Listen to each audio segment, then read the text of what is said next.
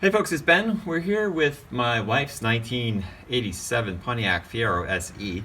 We're kind of working on the front end here, and we're going to be swapping out the upper ball joint in this video. This one's a little bit easier video to do because it's a bolt-in. There will be another video that does a lower ball joint, and that's a little bit harder to do. But here we have my wife. She's going to be taking apart and installing a new upper ball joint.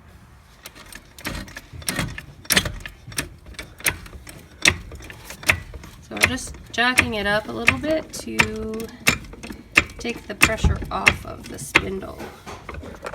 Well, yeah, get better access to that. Yep. Well, you're taking some of the pressure off the spindle as well, right? Yeah. And getting better access to the castle nut that's in the back. Yep. Do we do that first, or do I break loose the guys on top first? Dealer's choice. Okay. Well, I'll break them free anyway, if I can. One is already broken free.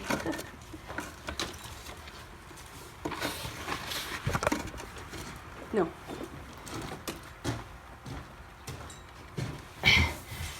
Wow, look at that.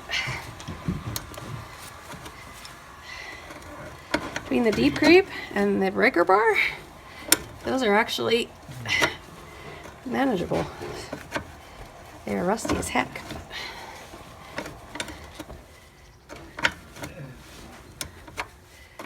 And I just got these free so that they can turn.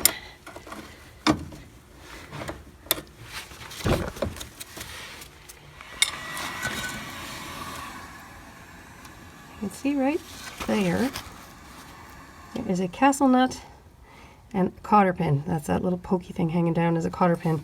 So we'll unbend the cotter pin so we can get that castle nut out.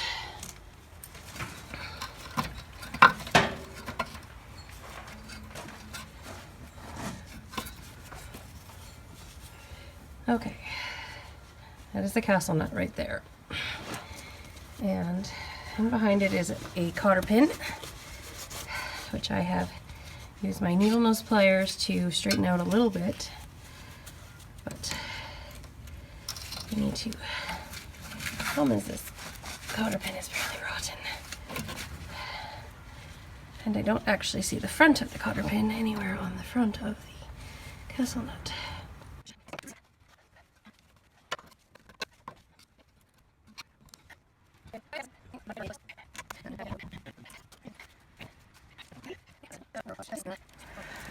"40-year-old cotter pins are not your friend. They're not anybody's friend."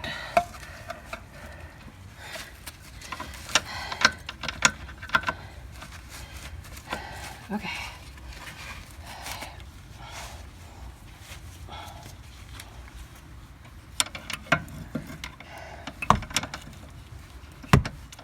Okay, so now the castle nut is off of here, and now we'll take these two nuts off on either side of the upper ball joint. Okay, so we got both of the bolts off. The biggest problem there is with this is it's actually a bolt with a nut, and the nut is on the top, but there's not a lot of room underneath to fit in a wrench. So what we did was we took the open end of a box wrench and just used it to brace the bolt underneath while we unscrewed it from the top with a ratchet. Next, we'll be taking out the old one and putting in the new one. Okay, so before we get this all installed, I just thought I'd show you the bolt that goes on the back of these. It has a 5/16 Allen key for a hole. So that's how you hold it still, is with the 5/16 Allen key. And this upper ball joint does not have an castle nut. Instead, it has a nut with a nylon locking in it. Okay, so we have our upper ball joint now in place with our nuts all tightened up and the nut underneath, and that's it. So if you guys have any questions or comments, just leave them below, and have a great day.